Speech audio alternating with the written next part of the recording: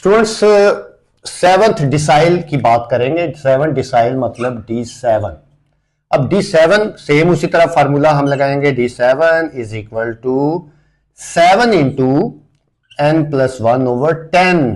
ठीक है, डिसाइल 10 हिस्सों में तकसीम, वैल्यू। उसके बाद D7 7 into n, number of values 13 थे, +1/10 और TH वैल्यू। और फिर D7 इज इक्वल टू 14/10 कितना बन जाता है, 1.4।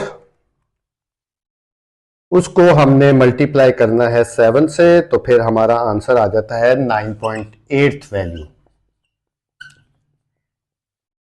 अब 9.8 सेम उसी तरह अब हम फार्मूला लगाने लगे हैं। कैसे? D7 का फिर फार्मूला क्या बनेगा, दिस इज नाइन्थ टर्म या नाइन्थ वैल्यू प्लस क्या बाकी बचा 0.8, तो 0.8 किन दो वैल्यूज के दरमियान आता है 9.8, 9 और 10 के दरमियान, तो बड़ी में से छोटी माइनस, मतलब 10th value minus 9th value.